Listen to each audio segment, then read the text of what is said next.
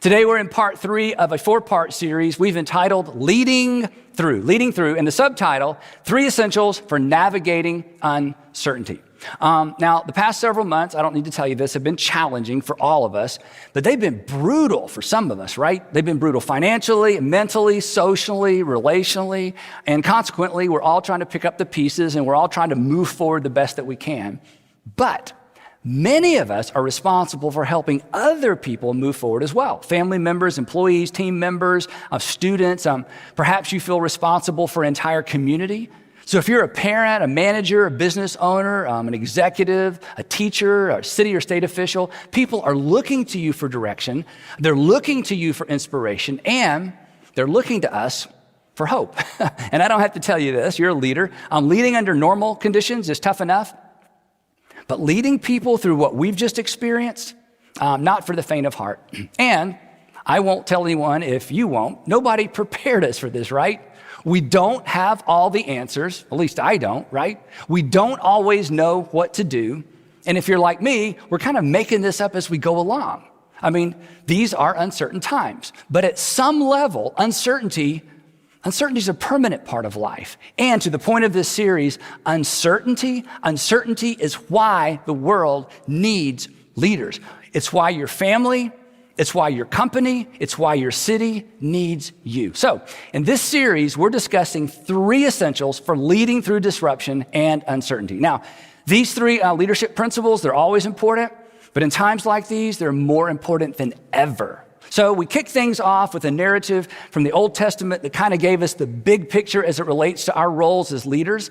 We were reminded that leadership is a stewardship. It's temporary, and we are accountable. Everybody is accountable to someone for how they steward or manage their influence. Then last time, we discussed the first of our 3 non-negotiables for leading in times of uncertainty, and we said that every leader exercises authority at 2 levels. We have our positional authority as boss or manager or parent or teacher. But if we've led ourselves well, we also have what we called moral authority. Moral authority. Moral authority is the alignment between what we say and what we do, between what we expect of others and what we expect of ourselves. That provides us with moral authority. It's the credibility that we earn by walking our talk. It creates credibility, and credibility creates influence. And in times of uncertainty, influence is everything, which means gaining and maintaining moral authority is critical to our ability to lead well when things aren't going well. Today, we're going to talk about the second of the 3 essentials. And if I'm honest, I think this is the most challenging one, because today we're going to talk about providing clarity. Clarity. Now, you know this. Leadership, for the most part, is about taking people on a journey. But the challenge is that most of the time, we're asking people to follow us to places we've never been. For example, I've got one. A pandemic combined with an economic shutdown that's left us teetering on economic meltdown while navigating social unrest during an election year. Ever been there before? No? Really? Me neither. This is my first time. And like you, this is my first time to have to lead through this particular combination of events. And like many of you, I feel responsible for leading my family through all of this. Like those of you who are point leaders, I feel responsible for leading our 500 plus staff members through this. And honestly, I feel some responsibility for leading all of you through this as well. Now, maybe you had a class on leading through pandemics and economic shutdowns in grad school, but I didn't. There aren't any maps. There aren't any instructions. We're on our own, but we're not alone. We're not alone because there are people looking to us for direction, reassurance, and hope. This is the tension. Come on. This is the tension every single leader lives with. Every father who's lost his job, every mom who finds herself parenting alone, every small business owner trying to stay afloat, every manager who senses that all eyes are on him or her when he or she walks through the office or signs on to Zoom. And if you're an intuitive leader, and you probably are, you know that intuitively, the thing that people want from you most, you can't provide. Because what people want from you most right now is certainty. People crave certainty. I mean, here's how we know that. When politicians are running for office, what are their stump speeches filled with? Certainty. Elect me and I promise, elect me and things will change. Elect me and the things that no one else has been able to get done, I'm going to get them done. Unfortunately, in our country, the only way to get elected is to over-promise, right? And then when they under-deliver, it doesn't matter. We're stuck with them, right? And besides, it was somebody else's fault. But fortunately for you, and fortunately for me, we're not running for anything. So do not give into the temptation. We're going to come back to this. Do not give into the temptation of promising certainty. You can't deliver on it. You'll just disappoint people. And the reason you can't provide it is not because you're not a good leader. You can't provide certainty because certainty rests in the realm we have no control over, the future. And if you promise it and you don't provide it, you will lose credibility, you'll lose trust, and you will lose influence. And in times of disruption and in times of uncertainty, the worst thing you can do as a leader is lose this dynamic trio. So here's the bottom line for where we're going for the next few minutes. Whereas you cannot provide certainty, you must provide clarity. Parents, leaders, influencers, mayors, senators, you can be uncertain. You can be uncertain, but you cannot afford to be unclear. Our mandate as leaders is to be clear even when things are not certain. Clarity is honest, and clarity, as we're going to discover, is enough. And here's why I say that. Clarity is actually perceived as leadership. Clarity is actually experienced as leadership. Clarity in the midst of uncertainty creates its own influence, its own momentum. In fact, and you've probably experienced this somewhere along the way, in any group, whether it's a family or a business, whoever paints the clearest picture of the future and then provides the clearest instructions on how to get there, they are ultimately viewed or perceived as the leader, because clarity is perceived as leadership. So if you're at the helm of an organization or a department or a work group, you have to be clear to retain your influence. During times of uncertainty, positional leadership, titles and tenure, they really don't count for much, do they? Clarity wins the day. People crave certainty, but in times of disruption and uncertainty, clarity is the next best thing to certainty. In times of disruption, clarity will suffice. Clarity addresses uncertainty. It doesn't remove it. You can't remove it. But clarity is your best bet for equipping your families, your coworkers, and our communities to navigate it. Clarity says this. Clarity says, I don't know what the future holds, but here's what we're going to do in the meantime. Clarity says, I don't know what's going to happen, but we're going to prepare for whatever happens. Clarity says, here's the plan for now, and we will adjust the plan as circumstances demand. Uncertainty is not your enemy. It's your opportunity. It's our opportunity to lead well. And here's the thing. For some of you, your clarity will actually establish you as the leader. So be clear even when you're not certain, which, by the way, is most of the time, right? Now, one of my two favorite biblical examples of this principle is found in the book of Joshua. If you grew up in church or you know a bit about the Old Testament, Joshua was the one that followed Moses as the leader of the ancient Hebrew people. The nation of Israel begins landless and lawless. It was a nation of slaves, enslaved by a Pharaoh, but loved and chosen by Yahweh. So, you know the story. God raises up Moses to face down the Pharaoh. Let my people go. You remember this story. And finally, Pharaoh said, please go. And then Moses leads the people south to Mount Sinai, where God gives them their law. Then they go north to the land that God had promised them, the promised land. But when they get to the border, they blink. They lose faith. They lose their nerve because there's way too much uncertainty. And so for the next 40 years, Moses is forced to lead the nation of Israel around through the desert. And after pretty much that entire generation dies, the entire generation that originally exited Egypt, after they're gone, Moses again leads the people to the Jordan River, the border between no man's land and the promised land. But here's the problem. By now, Moses is a really old man, and the time had come for him to relinquish his role as point leader.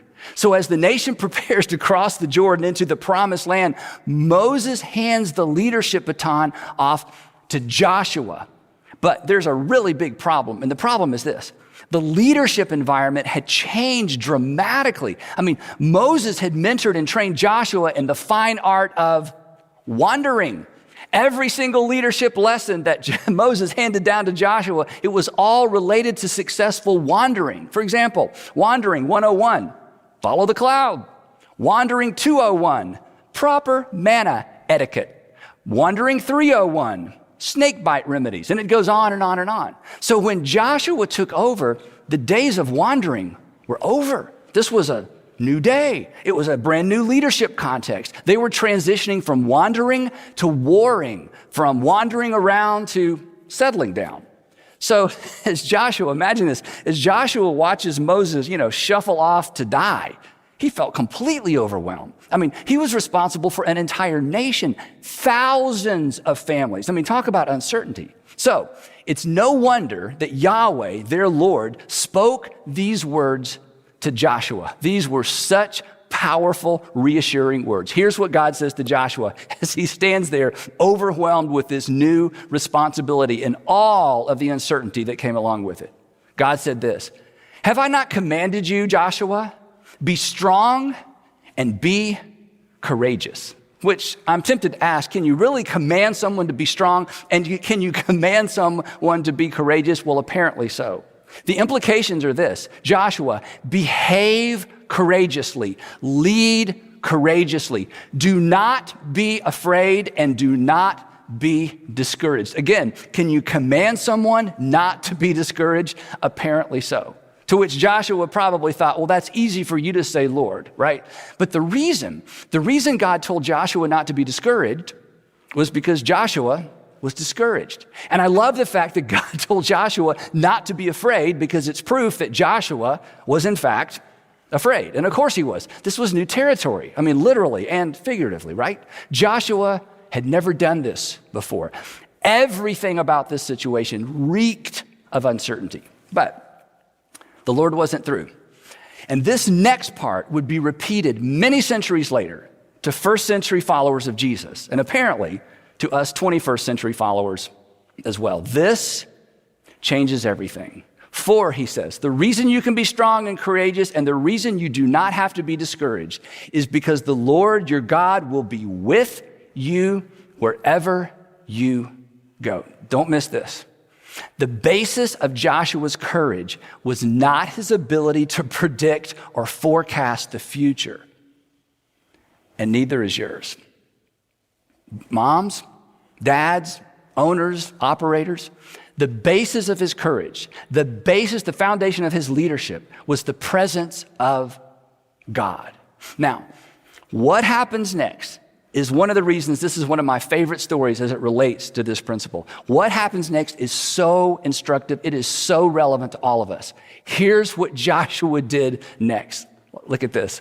So Joshua ordered the officers of the people, because the people were divided up into groups and each group had an officer. So Joshua ordered the officers of the people. And what he didn't order them to do and what he didn't say to them is as instructive as what he did order and what he did say. What he didn't say was this: hey, now that I'm in charge, nothing to worry about. He didn't say that. He didn't say this: rest assured, everything's going to work out fine. He did not predict the future. He didn't give them what they wanted, certainty. He knew better. He couldn't provide certainty.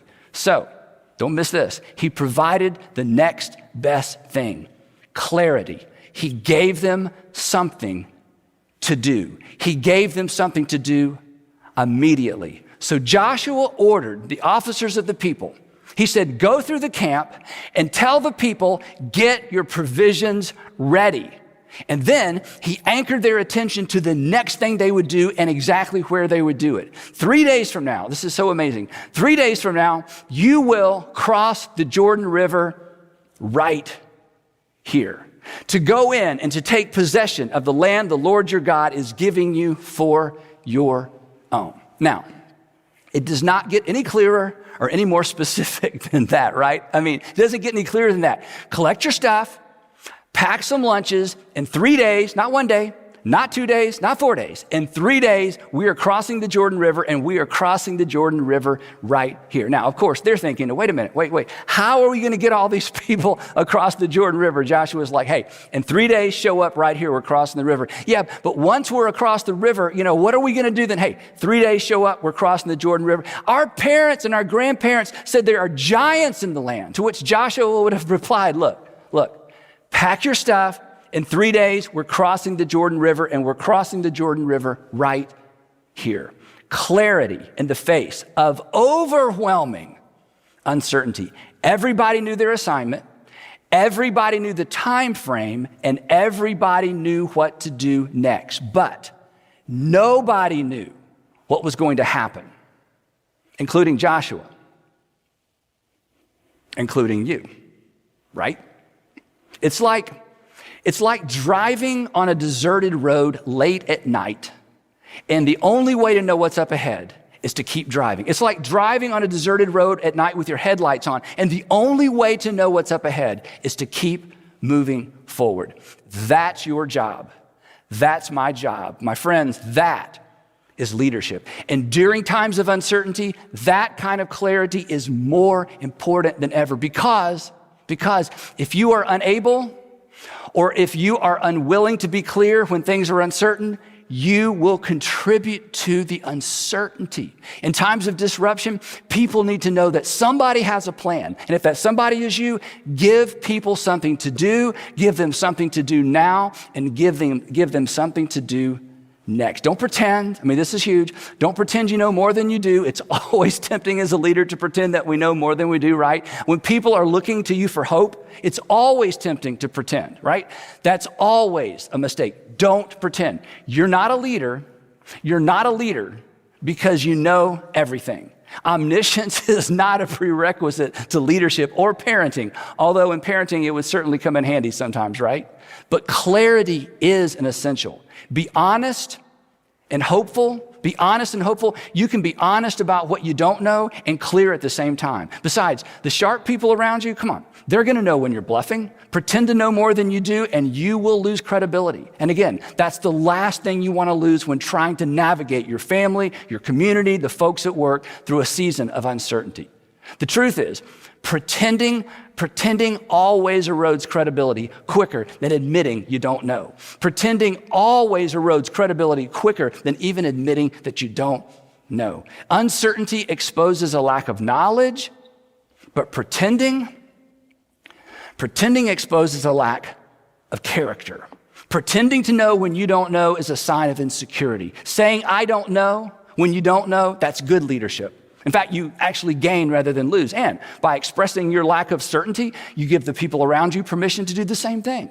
You send them an extremely important message. In this family, in this organization, it's okay not to know. It is not okay to pretend to know when you don't. So be honest and hopeful. Be honest and hopeful. Be realistic and reassuring. And be candid and be clear. My brother-in-law is a successful real estate agent here in the Atlanta area, actually a successful broker in the Atlanta area and up around Lake Burton. And his parents, this is amazing, I've known Rob for a long, long time. His parents actually started their company 72 years ago. That's amazing, right? When Rob first got into the business with his parents, his mom gave him some really, really good advice. She said, Rob, never pretend to know more than you do when you're selling a house or showing someone a house. And then she gave him a statement. And I think it's a perfect example of confidence in the face of uncertainty. She said, Rob, when somebody asks you a question and you don't know the answer, get in the habit of saying this: I don't know, but I will certainly find out. I don't know, but I will certainly find out. You see, I will follow a leader who doesn't know, but who is committed to finding out. And so will you. But I'll hesitate to follow someone who pretends to know. So acknowledge the uncertainty and then point to the future with confidence. Say things like this: I don't know right now. I don't know right now, but I'm confident we can figure this out together. Say things like this: we've never faced anything like this before, but with God's help and with your talent, I'm not worried. I don't know. I don't know when we're going to open our doors again, but in the meantime, here are 3 things we can do, and we can do now.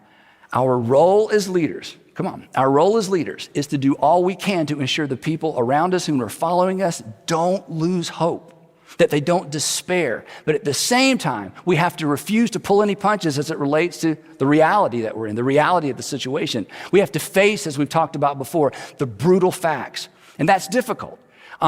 If your personality and your temperament sets you up to kind of be all sunshine and roses and, kind of dance around the brutal facts, you set people up for disappointment, right? On the other hand, if you're more like me, that you have a tendency to want to bury people under the facts and the statistics and the forecast and woe is me, you leave people with no option but despair.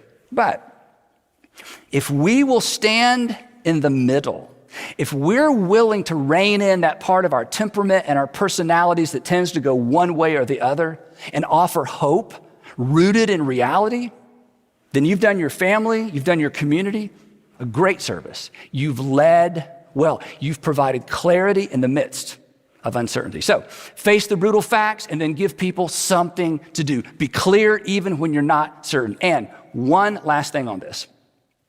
Please do not be too proud to seek wise counsel, okay? This is important. Leadership is not all about simply making decisions on your own. It's not about making decisions on your own. Leadership is about owning decisions once you make them. So if you don't know, ask. And in times of uncertainty, we don't know. So ask.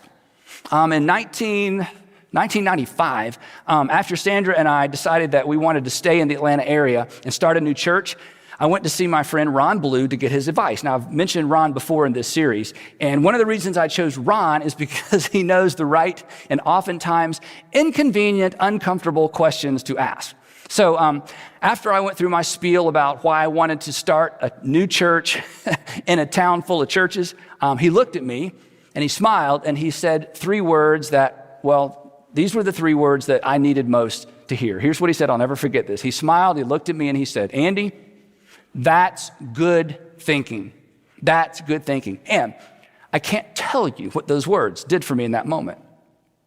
But I can tell you what these words didn't do for me in that moment. They did not remove the uncertainty, but they did strengthen my resolve to move ahead in spite of the uncertainty. So when you don't know, seek out some people who might know. They may not have answers, but they may have insight. And oftentimes, especially during disruption and uncertainty, insight is enough. It's enough to keep you moving forward, and it's enough to keep you moving the people who are following you forward as well. Once again, you can't provide certainty, but we can provide clarity. And in times of disruption and in times of uncertainty, clarity is enough. It is the next best thing to certainty. Uncertainty will not be your undoing as a leader, as a father, as a mother. However, your inability or your unwillingness to be clear and to give clear directives in the midst of uncertainty, that may very well be your undoing. So be clear even when you are not certainty. Clarity is leadership. People will follow you in spite of a few bad decisions, but people will not follow you if you are unclear. And the reason they won't follow you if you're unclear is not because they don't want to. It's because they can't. Now, I mentioned a minute ago that one of my 2 favorite stories as it relates to this principle was the story of Joshua.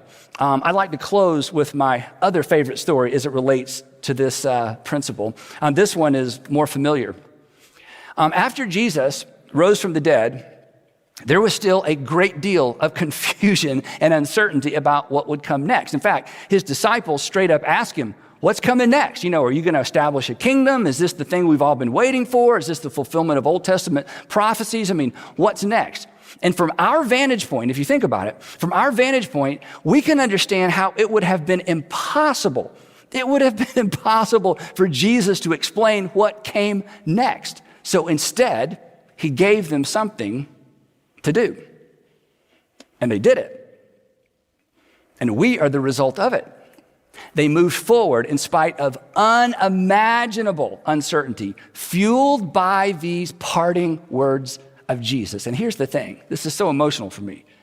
Their obedience did nothing to diminish the uncertainty, but their obedience to this to-do list changed the world. You'll remember this if you grew up in church. And then Jesus came to them and he said, all authority in heaven and on earth has been given to me. All authority. Therefore, here's what I want you to do. I want you to go and I want you to make followers or disciples of all nations. I want you to make followers of me from people all over the world. I want you to baptize them, and I want you to baptize them in the name of the Father and the Son and the Holy Spirit. And then I want you to do something else. And then I want you to teach them and to obey everything I have commanded you. In other words, it is more important for you to know what to do than it is for you to understand what's going to happen. It was more important for them to know what to do than it was for them to understand what was going to happen. And then Jesus said, oh, and one other thing. I almost forgot. As was the case with Joshua, and surely I am with you all the way to the very end of the age. And he was. And they did. And we're the proof. So, mom, dad, owner, manager, boss, coach, elected official, you cannot provide certainty. Don't even try. What you can provide, what you must provide, especially in times like these, is clarity. In times like these, clarity is the next best thing to certainty. So be clear, even when you're not certain. And we'll pick it up there next time in part 4 of Leading Through.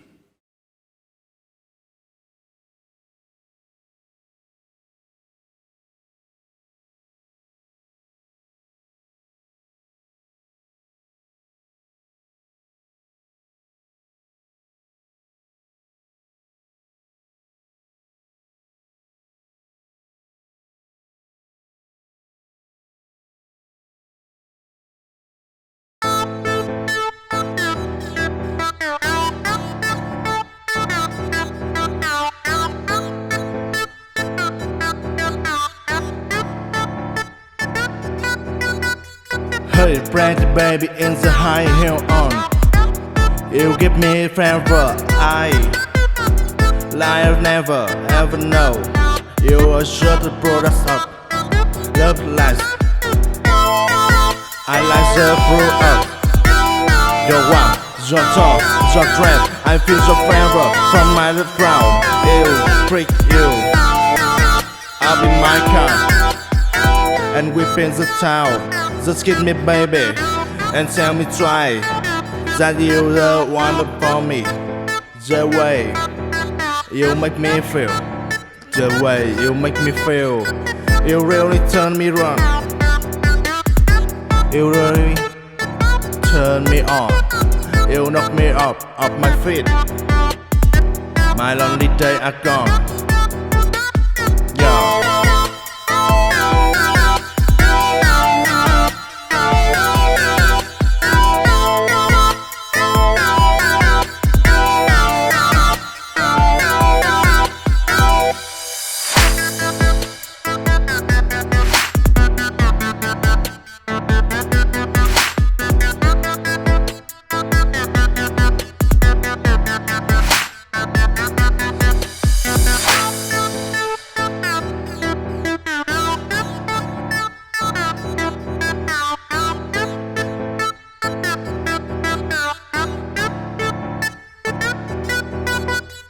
Hey, brandy baby in the high heel on. You give me forever. I life never ever know. You are sure to brought us up. Love last. I like the blue up. Your walk, your talk, your dress. I feel so forever from my little crowd. You freak you. I'll be my car and we in the town. Just kiss me baby and tell me try that you the one for me. The way you make me feel, the way you make me feel, you really turn me on. You really turn me on. You knock me off my feet. My lonely days are gone.